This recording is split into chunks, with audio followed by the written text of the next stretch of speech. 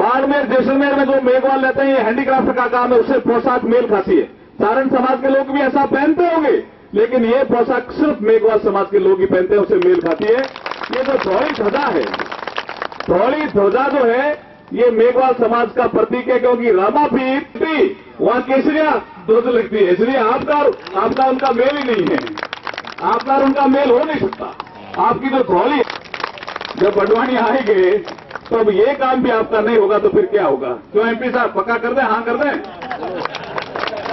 आपके सांसद हैं, लेकिन क्या आप काम क्या करते हो? पशुपालन का करते हो ना? है? अच्छा, गाय क्या क्या खाती है? चारा खाती है, और खल खाती है, और क्या खाती है? पाला, चारा, हरा सब खाती है, और अपन ही खिलाते हैं, ठीक है ना? लेकिन जब दूध निकालने का टाइम आता है तो कोई पड़ोसी निकाल जाएगा तो आप निकाल न दोगे क्या? कि गाय को हरा चारा तो हमने खिलाया और दूध तुम कैसे निकाल रहे हो? तो माखन सिंह जी काम कराए, लेकिन जब माखन सिंह जी का काम पड़े ना, तब कोई दूध और नहीं निकाल लेता। ध्यान रखना, माखन सिंह जी निकाले दूध, फिर दूध माखन सिंह जी निकाले, ये ध्यान रखना। कोई और आके दूध निकाल ले जाएगा तो फिर दिक्कत हो जाएगी। उस समय ये ध्यान रखना कि हमारी गाय को चारा किसने दिया था। और घी बीकानेर जरूर भेजना। माखन वो बीकानेर जरूर आएगा। अब मैं आपकी ये दो मोटी समस्या, दूसरी समस्या थी आपकी धर्मशाला की। देखिए, आप हॉस्टल बनाइए, मुझे लगता है एक तो शासन की व्यवस्था है, हम 3 आदमी यहाँ आए, आप कैबिनेट मंत्री का दर्जा है इंद्र सिंह गजभिये साहब के पास, और मध्य प्रदेश अनुसूचित जाति वित्त विकास निगम के आप चेयरमैन हैं। एक योजना से तो आपके इस गांव में कोई न कोई काम हम इनसे लेंगे, या कोई लोन लेंगे, चाहे 10 लाख का लो, 2 लाख का लो, कुछ न कुछ लेंगे इनसे। ये आए हैं तो कुछ न कुछ, यहां नहीं, 2 महीने बाद, 3 महीने बाद, जब भी आप एप्लीकेशन लगाओगे, एक तो इनसे लेंगे, और एक हम माखन सिंह जी से धर्मशाला या हॉस्टल जो भी लेंगे, जहां आप चाहते हो वहां लेंगे। ये अभी 2, 3, 4 लाख रुपए कह रहे थे, लेकिन 5 लाख रुपए मैं कर देता हूं इनके, कि ये 5 लाख रुपए देंगे, ये 5 लाख रुपए देंगे माखन सिंह जी। ये 5 लाख रुपए आपके बिल्कुल अच्छे काम आएंगे। मैं विश्वास दिलाता हूं कि ये 5 लाख का क्या, इससे भी ज्यादा का काम आपके लिए करेंगे बाद में। लेकिन सौदा नहीं है, ये सौदा नहीं है, लेकिन ये 5 लाख रुपए देंगे। ये बहुत अच्छे आदमी हैं, लेकिन फिर भी कम पड़ेंगे आपके पैसे, क्योंकि महंगाई बढ़ गई है। तो इसके लिए मैं क्या करूंगा, मैं किसी राज्यसभा के एमपी से आपको 3-4 लाख रुपए और दिलाऊंगा, ये मैं विश्वास दिलाता हूं। आप एक बढ़िया धर्मशाला का प्रोजेक्ट लीजिए, नक्शा बनाइए, जगह होनी चाहिए सार्वजनिक। अगर आपने जगह सार्वजनिक नहीं की तो हमारा पैसा नहीं लगेगा, ये ध्यान रखना। किसी भी एमपी का आउट ऑफ स्टेट भी पैसा लग सकता किसी काम के लिए, लेकिन वो दूसरे काम, जैसे भूकंप आ गया तो वह हमारा भी पैसा लग सकता है। जैसे हमने अभी दिया था लेह में, 1-1 लाख रुपए सबके कटे, माखन सिंह जी के कटे, मेरे भी कटे, लेह में मकान बने। प्राकृतिक आपदा में हम भी बाहर दे सकते हैं, लेकिन राज्यसभा के सदस्य को मैं पकड़ दूंगा, माखन सिंह जी को आप पकड़े रखना, ध्यान रखना, मैं भी पकड़े रखूंगा। और हम आपकी बहुत, ये थोड़े पिए में दिखते हैं। अभी माखन सिंह जी ठीक कह रहे थे कि दारू छोड़ दीजिए। देखिए, नुक्ता वाली बात भी आई, और आपकी बेटी पढ़ाओ ये बात भी आई, लेकिन दारू की बात में मैं एक बात कहकर के मेरी बात में एक संगठन भी बनाइए युवाओं का, और पढ़ने के लिए लड़कों को भी भेजिए, लड़की को भी भेजिए। कोई अगर और शासन की व्यवस्था है, आंगनबाड़ी और कोई, वो केंद्र भी आप लीजिए। और इस तरह के सम्मेलन समय समय पर करते रहिए, जिससे जागृति आए।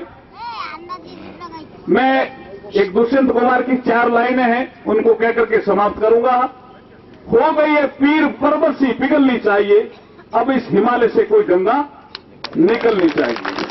बहुत बातें हो गई है, मेघवाल समाज में शिक्षा है, मेघवाल समाज में कुरीतियां हैं, मेघवाल समाज में ये है। अब कुछ न कुछ ठोस काम होना चाहिए। हो गई है पीर पर्वत सी पिघलनी चाहिए, अब इस हिमालय से कोई गंगा निकलनी चाहिए। आग मेरे सीने में नहीं, आग तेरे सीने में सही, जहां कहीं भी हो आग लगनी चाहिए। तो लगा मत देना आप, अभी आग लगाओगे तो एसडीएम साहब आ जाएंगे, आग किसने लगाई, कौन सी आग लगानी है कि आज से हम बच्चों को पटाएंगे, आज से हम लड़कियों को पटाएंगे, आज से मैं मेरी पत्नी को नहीं पीटूंगा। पीटते हो क्या? आज से मैं मेरी पत्नी को नहीं पीटूंगा, आज से मैं मेरे पति को गाली नहीं दूंगा। देते हो क्या पति को गाली? कभी कभी देते हैं, देखो देखा है।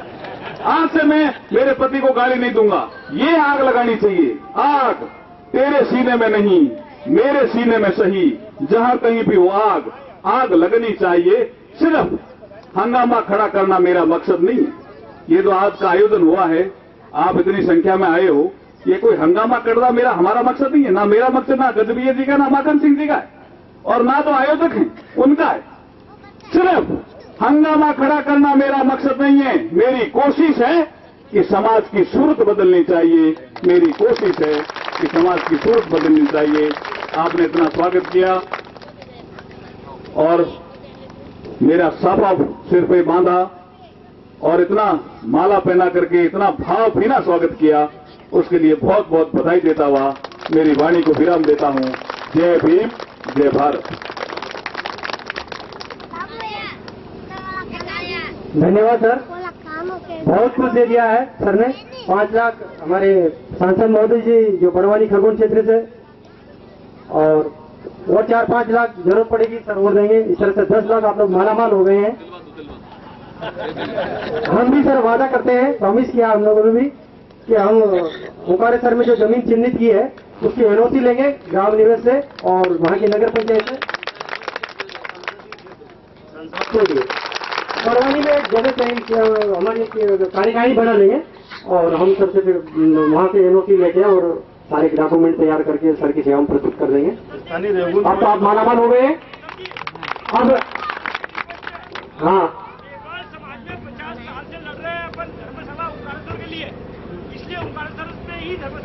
हाँ, ओंकारेश्वर में बनेगी, यहाँ भी बनेगी और उद्घाटन में ये हमारे मुख्य अतिथि तीनों की तीनों उपस्थित रहेंगे। इनके हाथों उद्घाटन होगा। अब तो बजाओ तालियां, देख जाओ। समाज में लगभग सर आपने अभी बताया था तो कोई एमए नहीं है, कोई बीए नहीं है, बिल्कुल एमए नहीं है, कोई बीए नहीं है, कोई बीटेक नहीं है, कोई एमटेक नहीं है। ज्यादा से ज्यादा अगर कोई पढ़ा लिखा भी होगा, मेरे पूर्व में प्रारंभ में बताया था कि 2% साक्षरता का दर है हमारा जो समाज का। मुझे पता है ये 5 जिलों में 2% से ज्यादा साक्षरता का दर नहीं है। 98% एक पिता हुआ पिता हुआ। आदरणीय परम सभ्य गुजर साहब, इतना अच्छा शेर मेघवाल साहब भी पढ़ेंगे और इतनी अच्छी शायरी करेंगे। अच्छा, मुझे तो पता चला है वो गाते भी अच्छा हैं।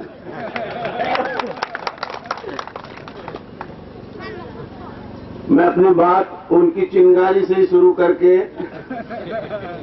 बाबा साहब अम्बेडकर की कृपा से बने।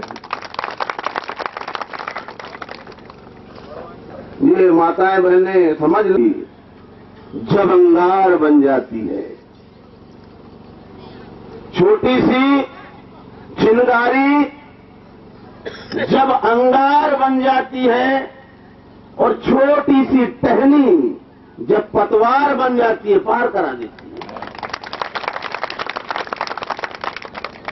छोटी सी टहनी जब पतवार बन जाती है और रोंगी जाती है जो मिट्टी पांव के तले।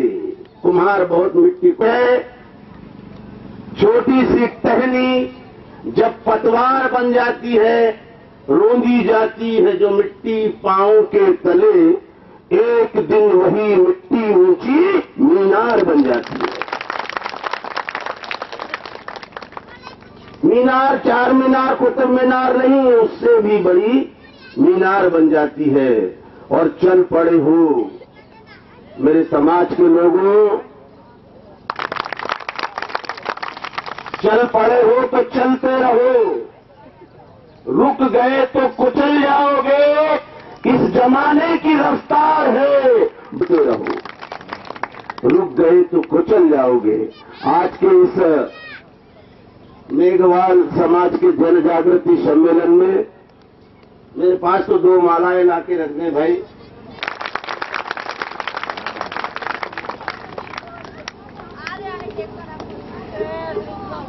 और मुझे तो लगता है कि मक्खन सिंह सोलंकी जी देखने में बहुत सीधे दिखाई देते हैं, लेकिन काम बड़ा तगड़ा करते हैं। से मेघवाल जी को और भोपाल से मुझे यहां बुलाने वाले के कारण आए हैं।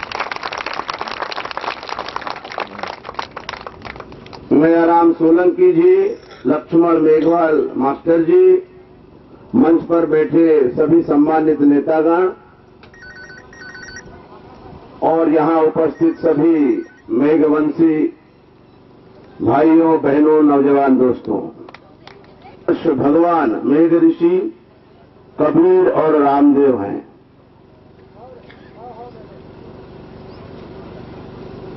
अब मेघ का मतलब अब मेघ भी मिल जाए और इंद्र देवता भी मिल जाए तो फिर बारिश तो होगी और मूसलाधार होगी। मैं 32 साल से अंबेडकर जी का मिशन चला रहा हूं। अंबेडकर जी की जन्मस्थली महू का अध्यक्ष और बाबा साहब अंबेडकर की परिनिर्वाण भूमि दिल्ली का भी अध्यक्ष हूं। इसीलिए मैं झूठ नहीं बोलता हूं। झूठ के सहारे हम समाज में काम नहीं कर सकते। झूठ एक बार बोलोगे, 2 बार बोलोगे, 3 बार, चौथी बार पकड़े जाओगे, लेकिन ये आपको तब मिलेगा जब कानून के दायरे में चारण समाज हटके मेघवाल समाज अनुसूचित जाति में शामिल हो जाएगा। मैं यहां ये आपके बीच में वादा करता हूं कि मुझे मुख्यमंत्री से भी लड़ना पड़े, क्योंकि हम लड़ाकू। मैं जिस महार जाति का व्यक्ति हूं वो बाबा साहब अंबेडकर की जाति है। और मैं इस नेट में पढ़ रहा था, नेट के इस आपके मेघवाल के उसमें कि आ कारण पड़ा। और बाबा साहब अंबेडकर ने, वो खुद नागवंशी थे, मैं भी उस परिवार से हूं, तो आप भी नागवंशी, मैं भी नागवंशी, हम दोनों भाई भाई, हम लड़ाकू लोग। तो मुख्यमंत्री से भी मुझे कुछ लड़ना पड़े तो लड़ूंगा। हम दो स्पेशल पैकेज, मैं मुख्यमंत्री जी से कहूंगा कि इस समाज को कुछ मिला नहीं है, इसलिए केवल ये वंचित मेघवाल समाज के लिए हम 50 लाख रुपए इनको देने के लिए हम तय कर दें। इसमें आपको रोजगार, धंधे जो भी है वो सब दिए जाएंगे। इसमें थोड़ा पहले जाति को दुरुस्त करना पड़ेगा। अब मेघ का मतलब बादमाप्त हो जाता है, और अगर एक बूंद कमल के पत्ते पर गिरता है, अब कमल मतलब हमारे पार्टी का चुनाव चिन्ह नहीं है, तो उस समय कमल था। तो गौतम बुद्ध ने लिखा कि एक बूंद पानी तालाब में गिरता है तो वह अमीन के अस्तित्व खत्म कर देता है, अगर वो कमल पर गिरता है तो मोती की तरह चमकता है।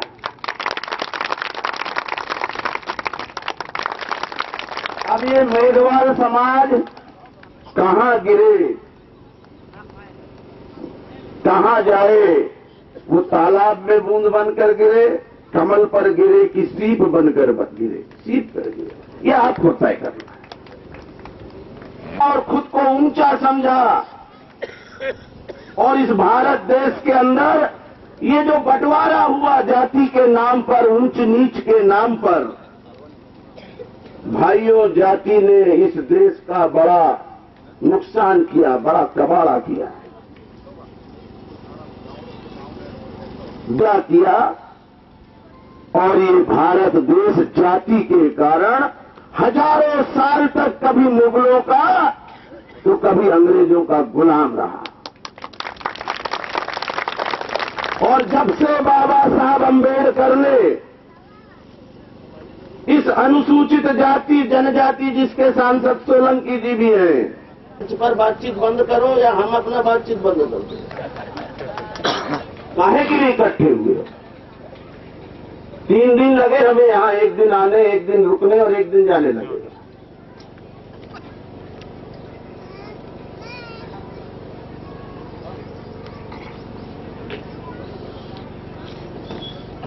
लोगों को सम्मान मिला, एक दूसरे से जुड़े, मास्टर पटवारी बने, कलेक्टर एसपी बने, एमएलए सांसद बने। भारत में इस अनुसूचित जाति जनजाति को भागीदारी मिल गई। अब कोई भी हमारा पड़ोसी देश, चाहे वो कितना ही बड़ा हो, उनकी मां ने दूध नहीं पिलाई कि भारत की तरफ गुलाम बनाने के लिए नजर उठा के दी।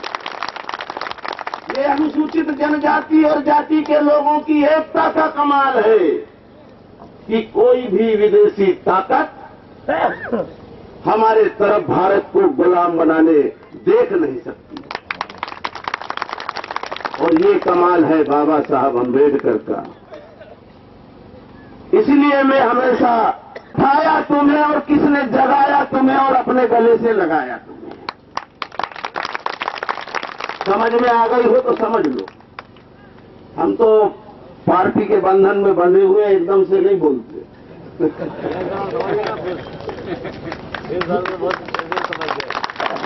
जगाया तुम्हें और किसने उठाया तुम्हें, किसने जगाया तुम्हें और अपने गले से लगाया तुम्हें। लाखों दुश्मन, 1-2 दुश्मन, 4 दुश्मन नहीं, लाखों दुश्मनों और करोड़ों डरे हुए। अभी मेघवाल साहब ने बाबा साहब का जीवन का, इसलिए किसी ने चौपाई लिखा है ना कि जाके पैर न पड़े भी आई, वो क्या जाने पीर पर आई।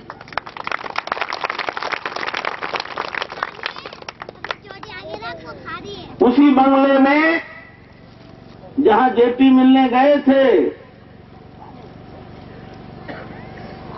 एक घटना है और इस घटना को कई लोग बोलते हैं होती है। वहां दिन से हवाई जहाज में बैठा एक पत्रकार दिल्ली आया तो 12 बजे रात को वो दिल्ली पहुंचा। रात हो गई, अब वो तो इधर रात उधर दिन, उधर दिन इधर रात, जहां जहां सूर्य ऐसा पृथ्वी घूमती है, जहां उजाला आता है। और उसको सुबह के हवाई जहाज से जाना था, रात के 12-1 बजे। फिर सरदार पटेल के बंगले गए रात के 12-1 बजे। मोहम्मद अली जिन्ना के बंगले गए, वो पत्रकार विदेश के। तो इन तीनों नेताओं के जो कर्मचारी थे, पीए थे, सबने बताए कि ये तो सो रहे हैं। बड़ा दुख हुआ उसको कि इतने बड़े नेता सो रहे हैं। अभी मेघवाल साहब ने भी मुझे बता दिया था और मैंने कहा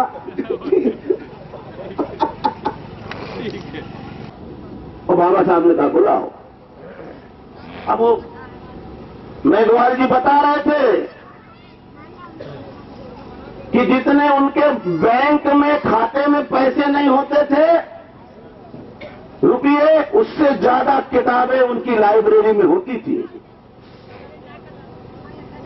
पूरी टेबल पर किताबें। पहला सवाल पत्रकार ने बाबा साहब अम्बेडकर से किया कि मिस्टर अम्बेडकर, मैं इतने बजे रात में पंडित नेहरू से, सरदार पटेल से, मोहम्मद अली जिन्ना से मिलने गया तो मुझे मालूम पड़ा, उन्होंने बताया कि वो सो रहे हैं और इतनी रात हो गए, आप क्यों जाग रहे हैं? इतनी रात हो गए मिस्टर अम्बेडकर, आप क्यों जाग रहे हैं? है इस भारत में उसके नेता अगर सो रहे हैं तो कोई हर्ज की बात नहीं है, लेकिन जिसका समाज इस देश में सो रहा है उसके नेता को जागने की जरूरत है। इसलिए मैं जाग रहा।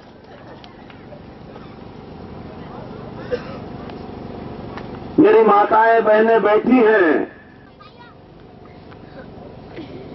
अंबेडकर जी चाहते थे कि भारत की संसद में और राज्यों की विधानसभा में ईमानदार प्रतिनिधि हमारे समाज से चुनकर जाएं, सांसद और विधायक। कहता था, लेकिन इस विषय को मेघवाल जी ने छेड़ दिया, नाम नहीं लिया सेपरेट इलेक्टोरल। अभी भोपाल में एक बड़ा सम्मेलन हुआ, मैं अध्यक्षता मेरी थी और बलराम जाखड़ जी उसके मुख्य अतिथि थे, जो भारत की लोकसभा के अध्यक्ष और मध्य प्रदेश के गवर्नर हैं। उनके लिए तकलीफ है जाति प्रमाण का, ये विषय रखा गया वहां। जैसे आज हमारे भाई नागेंद्र मेघवाल ने यहां वो विषय रखा, वैसा उसने भी रखा था सम्मेलन में। लोकसभा में आपकी एससी एसटी जाति के इतने विधायक और सांसद हैं, ये जाति प्रमाण पत्र का मसला नहीं सुलझा सकते, तो वो विधानसभा में और लोकसभा में बैठ के झक मार रहे हैं क्या?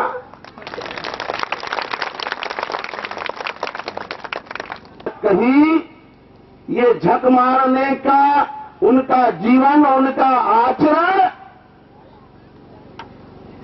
बाबा साहब ने नहीं बनाया।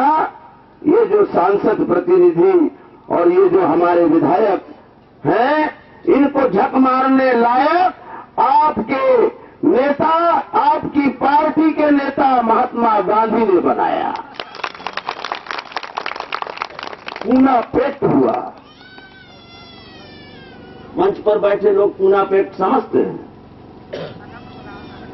बाबा साहब केवल हमारे वोट के बल पर जाए, वहां दूसरी समाज को वोट देने का अधिकार नहीं था। हम अपने प्रतिनिधि को खुद अपने वोटों से चुनेंगे, उसी लड़ते नहीं तो समाज दोबारा वो खड़े होते तो समाज उनको चुनाव में हरवा देता और जो काम करने वाला है उसको चुनाव में भेज देता। लेकिन महात्मा गांधी ने इस व्यवस्था के खिलाफ पूना की जेल में आमरण अनशन कर दिया कि ये व्यवस्था लागू नहीं होना चाहिए। पहले तो अंबेडकर जी सोचते रहे कि गांधी कल का मरने वाला आज मर जाए, लेकिन मैं ये करोड़ों देश के अनुसूचित जाति, जनजाति, दलित, आदिवासी भाइयों के हकों को एक गांधी की जान पर निछावर नहीं करने वाला। आ गए बाबा साहब। गांधी उधर जैसे ये अन्ना हजारे भूख हड़ताल में बैठे, वैसे ही भूख हड़ताल पे बैठ गए। और इसलिए मैं बड़े दावे से एक मंत्री के नाते भी कहता हूं कि महात्मा गांधी ने अपने जीवन में 20 से ज्यादा उपवास, भूख हड़ताल, सत्याग्रह किए। एक भी उपवास और सत्याग्रह उन्होंने अनुसूचित जाति और जनजाति को हक दिलाने के लिए नहीं किया, सम्मान दिलाने के लिए। और एक उपवास महात्मा गांधी ने जो किया, वो जो अनुसूचित जाति जनजाति को अधिकार मिला था उसको खत्म करने के लिए। रोते थे उतना भारत की नारी समाज की पीड़ा और दुख को देख के भी रोते थे। और इसीलिए अभी मेघवाल जी कह रहे थे कि उन्होंने हिंदू कोड बिल पेश किया।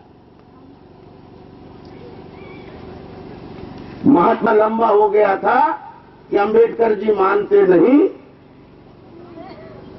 तो गांधी जी चले गए थे।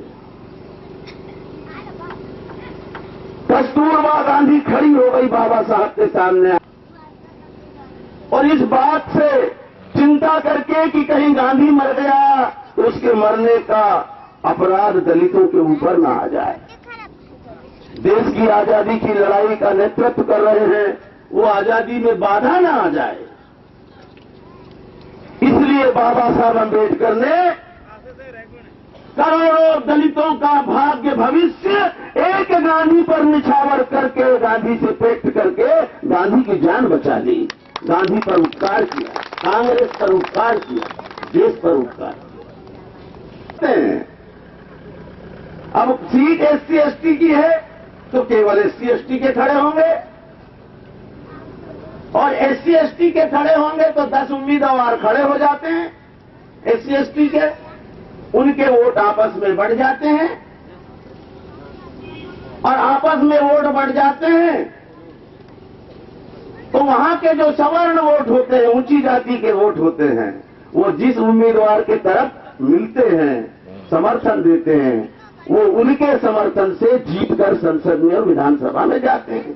और इसीलिए मेघवाल जी जो कह रहे थे कि मेरे क्षेत्र के सवर्ण भाई, ऊंची जाति के भाई नाराज ना हो जाएं, लग जाए कि उनका सांसद, उनका विधायक केवल उनके ही समाज के लिए लड़ता है, हमारे लिए नहीं लड़ता है, इसलिए वो बेचारे वहां पर। तो मैंने ये कहा, बलराम जाखड़ जी, ये जो झक मारने वाली बात आप जो कह रहे हैं, ये झक मारने का विकलांग प्रतिनिधि गांधी की व्यवस्था की पैदाइश है, अंबेडकर की व्यवस्था की पैदाइश नहीं है। और इस देश में कभी न कभी मेघवाल जी, ये हमने प्रतिज्ञा की है, इसे भी हट के एक हो गए तो वो बाबा साहब की व्यवस्था फिर से भारत में लागू कराएंगे और अपना ईमानदार नुमाइंदा जो किसी से डरे नहीं, विधानसभा और लोकसभा में भेजे, ताकि हमारे मान सम्मान की आवाज वो किसी से डरे बगैर उठाए। टाइम लगेगा इसको। सांसद किस अवस्था में इन्होंने पढ़ाई की, और बाबा साहब अंबेडकर के समय तो स्कूल में भी हमको घुसने नहीं दिया जाता, पढ़ने की तो बात दूर। हम तो धार्मिक मंत्र वगैरह भी सुन नहीं सकते थे, सुन लिया तो कान में गरम तेल डाल देते थे। क्यों सुना इन्होंने? देख लिया तो आंखें निकाल ली जाती थी। लेकिन बाबा साहब अंबेडकर ने इन सब के बावजूद हमको हक और सम्मान बराबरी का दिया। आपको पता है कि बाबा साहब अंबेडकर की पत्नी, जिसका नाम रमा है, और हमको बताते हुए रोना आता है कि बाबा साहब अंबेडकर की पत्नी, जिनको हम भगवान कहते हैं बाबा साहब अंबेडकर को, उनकी पत्नी दूसरों के यहां काम करती थी, पैसा लाती थी और घर चलाती थी। आप बहुत बड़े आदमी बनोगे और जब आपके पास पैसा आएगा तो एक साथ चुका देना, लेकिन मैं अभी आपको फ्री में कोर्ट ले जाऊंगा। घर में 4 दिन से बीमार, उसके दवा के लिए पैसा, बच्चे को तेज बुखार, बाबा साहब रिक्शे में बैठकर कचहरी के तरफ, कोर्ट की तरफ चले गए।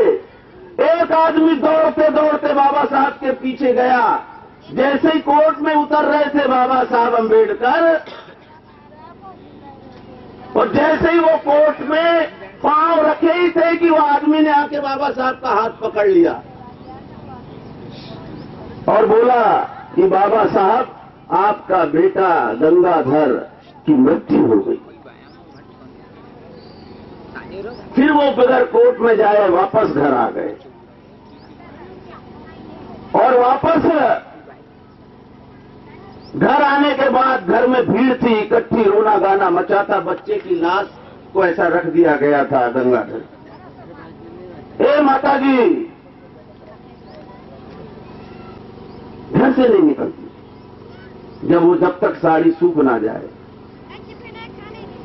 उसने एक साड़ी पहनी हुई साड़ी को थोड़े ओट में गई और उस पहनी हुई साड़ी से आधी साड़ी फाड़ी और उस बच्चे के ऊपर कफन के रूप में डाल दिया।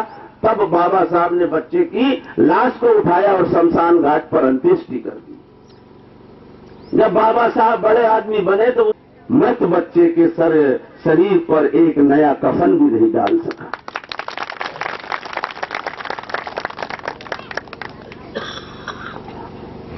दूसरा बच्चा पैदा हुआ राजरतन, बहुत सुंदर बच्चा था।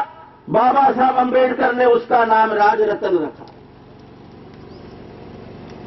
बाबा साहब विदेश में पढ़ने चले गए और रमा आई करा के उनके दोस्त के माध्यम से बाबा साहब को पैसे भेजती।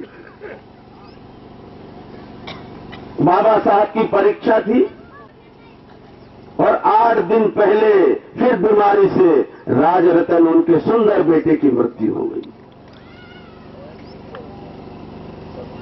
कहा कि मेरी कसम है तुमको कोई भी सूचना मत देना कि उनका ये बेटा राजरतन की मृत्यु हो गई। किसी ने खबर नहीं थी।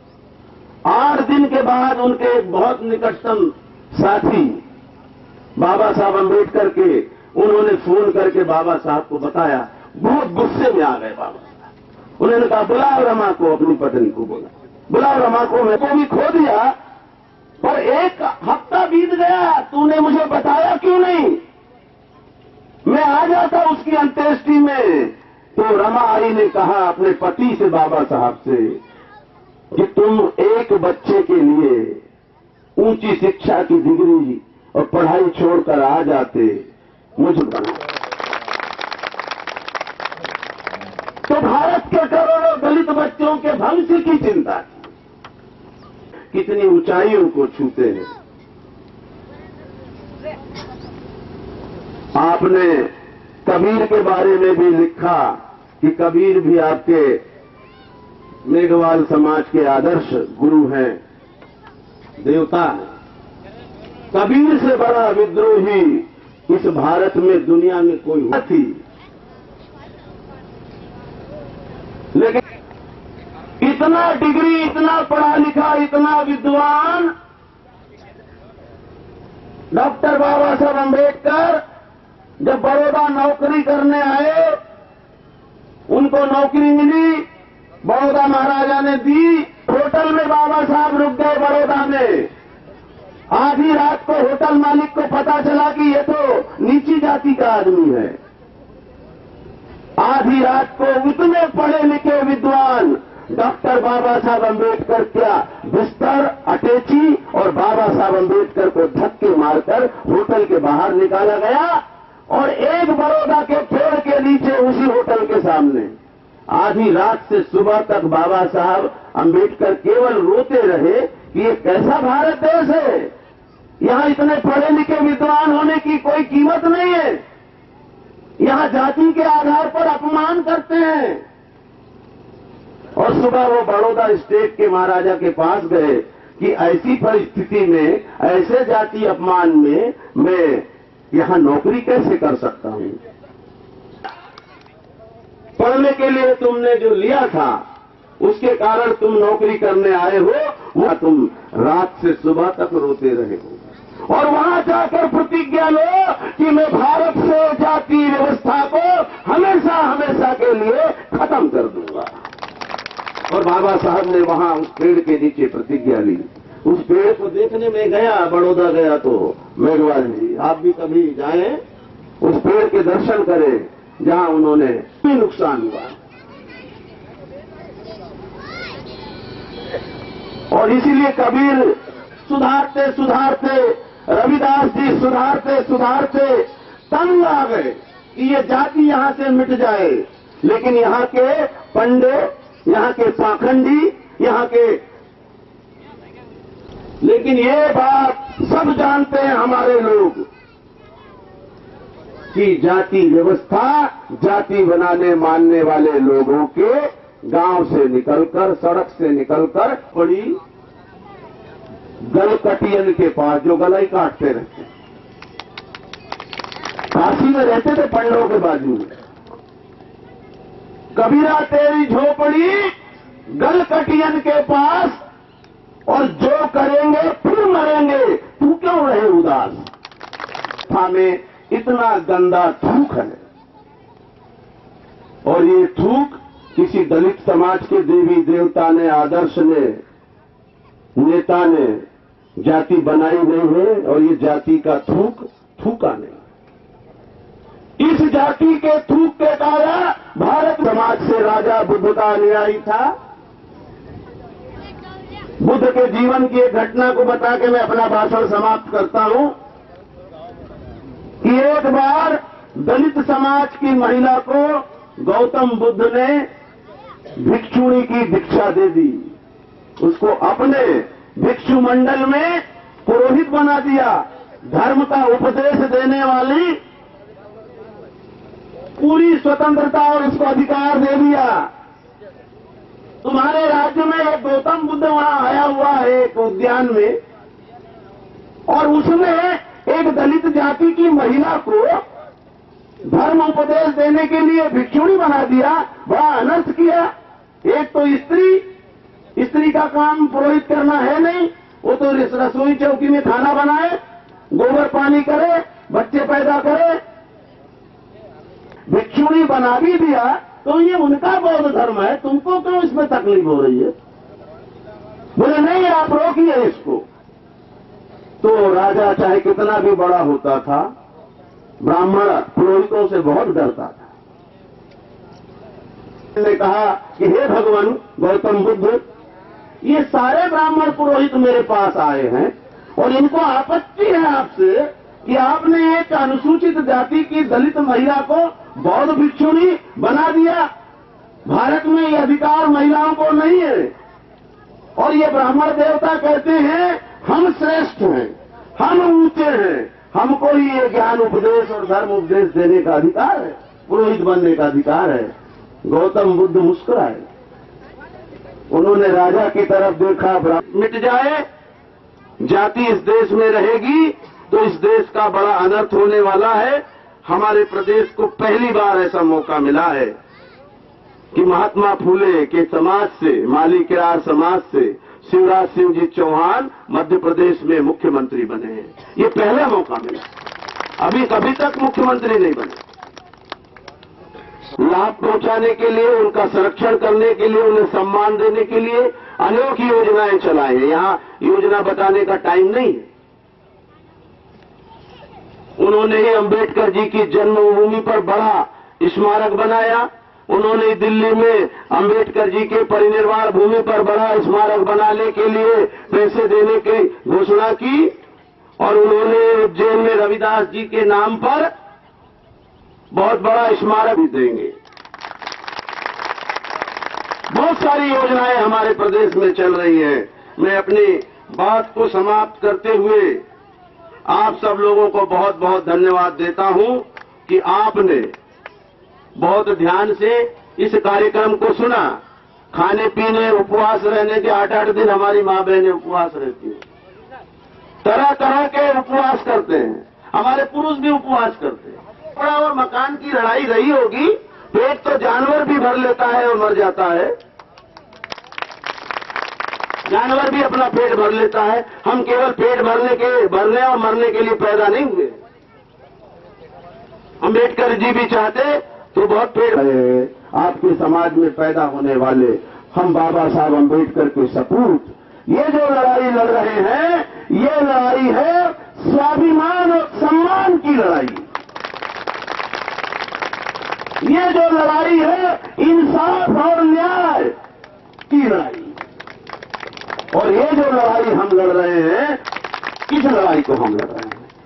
रोटी कपड़ा और मकान की लड़ाई हमारे सामने है, लेकिन प्राथमिकता में है सम्मान स्वाभिमान की लड़ाई, इंसाफ और न्याय की लड़ाई, सत्ता में बराबर पूरी भागीदारी की लड़ाई। इस लड़ाई को हमको लड़ना है। तो आओ दलितों, हम अपनी भीम शक्ति में इतनी ताकत घोल दें, ताकत कमजोर रहोगे, आपकी कोई मांगदारी को लड़ते आए हैं, मुर्दार खाकर, गोबरान खाकर, नंगे रहकर, भूखे लड़कर उन्होंने हमारे समाज की लड़ाई को लड़ा है। हमको भी इस लड़ाई को लड़ना है, लेकिन लड़ाई हम तब जीतेंगे जब हम पूरी तरह से समाज में एकता पैदा कर देंगे। तो बदल डालो ये आदत परिवर्तन चाहने वालों, होश में अब तो आओ नींद में सोने वालों, गिरा दो दीवारें जो तुम्हें मिलने नहीं देती, और तोड़ दो ऐसी बेड़ी जो तुम्हें चलने नहीं देती। आज दें संसद में, आवाज दें विधानसभा में, आवाज दें शमशान घाट में, तो वहां के मुर्दे भी जय बोल दें। संसद माननीय श्री इंद्रेश गजबजी जी, माननीय आदरणीय श्री सांसद महोदय श्री मकन सिंह जी सोलंकी जी, मंच पर आसीन सभी सम्मानित सदस्य, प्यारे भाइयों, माताओं, बहनों, इस छोटी सी सभा में बड़ी दूर से आए हैं और आकर के हमारे दुख दर्द को सुना, समझा, कुछ राहत भी दी और भी राहत हमें मिलती रहेगी, ऐसी आप लोगों का हृदय से आभार प्रकट करता हूं। ऐसी सहानुभूति हमें बार बार मिलती रहे। मुख्य अतिथि अर्जुन राम जी मेघवाल एवं हमारे इंद्रेश गजे भैया यह कार्यक्रम सफल करके यहाँ से प्रस्थान कर रहे हैं, तो थोड़े नारेबाजी कहीं करी जाए और बाहर वाले जितने भी अतिथि मान्यगण आए हैं सभी की भोजन व्यवस्था यहाँ पर है और समाज के बारे में थोड़ी और बातचीत करेंगे, तो आप कृपा करके रात्रि यहाँ ठहर सकते हैं और आप सभी यहाँ मिलकर हम एक थोड़ा और नया कुछ करना चाहते हैं, उसके विषय में चर्चा करना चाहते हैं। खाने की भोजन की व्यवस्था है।